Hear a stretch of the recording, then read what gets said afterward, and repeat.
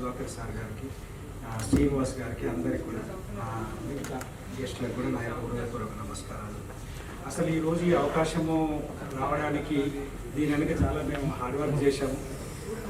Before that మేము ఈ learning application అనేది స్టార్ట్ అయ్యేటప్పుడు నుండి కూడా వాళ్ళకి నేను ఎప్పటికప్పుడు అడ్వైజ్ చేసుకుంటూ వచ్చాను.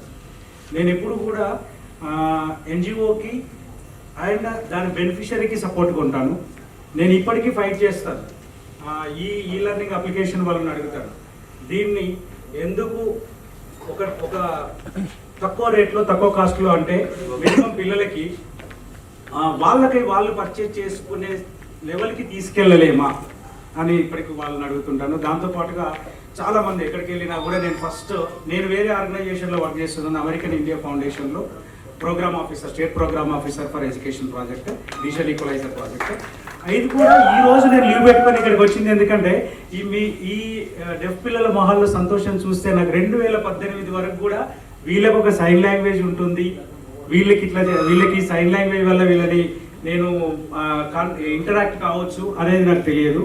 2018లో నేను ఒక ఆర్గనైజేషన్లో జాయిన్ అయినప్పుడు వీళ్ళకి ఒక సైన్ లాంగ్వేజ్ ఉంటుంది, వీళ్ళని ఇంటరాక్ట్ కావచ్చు అంటే నేను ఇంట్రెస్ట్తో నేర్చుకున్నాను. ఇప్పుడు రాగానే ఈ పిల్లలతో ఇంటరాక్ట్ అయ్యాను. నా నేమ్ వాళ్ళకి తెలుసు, మీరు అడిగితే వాళ్ళు చెప్తారు, వాళ్ళ పేర్లు కూడా నాకు చెప్పారు, ఇంటరాక్ట్ అయ్యాను. అంటే ఇదేం లేదండి, సైన్ లాంగ్వేజ్ అనేదానికి మనం పెద్ద కష్టపడాల్సిన అవసరం లేదు. రోజు మనం మాట్లాడేటప్పుడు చెప్తూ ఉంటాం జనరల్గా, అన్నం తిన్నావా,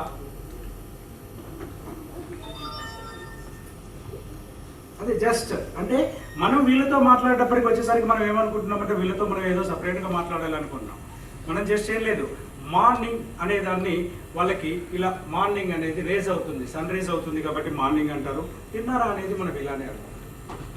ఆఫ్టర్నూన్ అనేదాన్ని ఇలా అంటారు, ఈవినింగ్ అనేదాన్ని ఇలా అంటారు. ఇప్పుడు గుడ్ ఈవినింగ్ అనేదాన్ని వాళ్ళకి మామూలుగా ఇవన్నీ కూడా సైన్లు కూడా చాలా సింపుల్ సైన్స్. అయితే ఇది మనం వాళ్ళతో మాట్లాడేటప్పుడు ఏమనుకుంటున్నామంటే మనకు రాదేమో అని చెప్పి వాళ్ళకి ఏదో చేసి ఇంటరాక్ట్ కాలేక మనం సైడ్ అవుతున్నాం. చాలా సింపుల్ లాంగ్వేజ్, మినిమం లాంగ్వేజ్ నేర్చుకోవచ్చు. ISLRT అనే ఒక ఏదైతే రీసెర్చ్ ఇన్స్టిట్యూషన్ ఉందో దాంట్లో ఫ్రీగా పెట్టారు మనం కొన్ని కోర్స్ నేర్చుకున్నప్పుడు ఈజీగా వీళ్ళతో ఇంటరాక్ట్ కావచ్చు. దాంతోపాటుగా ఇలా ఈ జర్నీలోనే నెక్స్టల్ మెటా వాళ్ళు కూడా నా దగ్గరికి నేను ఒక ఇన్స్టిట్యూట్లో రీసెర్చ్ కావాలని నేను రీసెర్చ్లో ఉన్నప్పుడు వచ్చేసి మేము ఇది డెవలప్ చేయాలనుకుంటున్నాం, ఇట్లా చేయాలనుకున్నాం, అట్లా ఏది డెవలప్ చేయాలన్నా ఫస్ట్ ఇది ఒక అంకుటిత దీక్ష, దాంట్లో కూర్చొని చేయాలి. దానికి మినిమం మీ కాస్ట్ వచ్చేసరికి ఒక 6 crore నుంచి 12 crore అవుతుంది.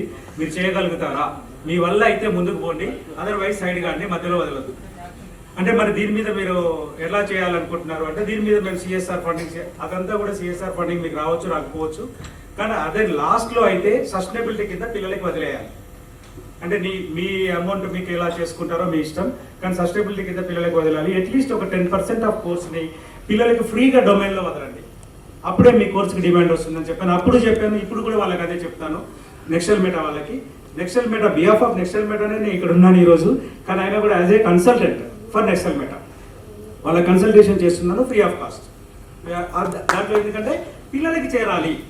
నా దగ్గర వీళ్ళు తీసుకున్న సజెషన్స్ కావచ్చు, నేను చేసిన వర్క్ కావచ్చు, ఇప్పటికీ డాక్యుమెంటేషన్ కావాలంటే కూడా వాళ్ళ డాక్యుమెంటేషన్ చేసిస్తున్నారు. అది కూడా ఇప్పటివరకు కూడా ఆ డాక్యుమెంటేషన్కి ఏంటి అనేది వాళ్ళకి తెలుసు. తర్వాత శ్రీనివాస్ సార్ కూడా తెలుసు నేను ఏం చేస్తున్నాను అనేది. కానీ ఫైనల్ బెనిఫిషరీ ఎవరైతే హియరింగ్ ఇంపేర్డ్ స్టూడెంట్స్ ఉన్నారో వాళ్ళే.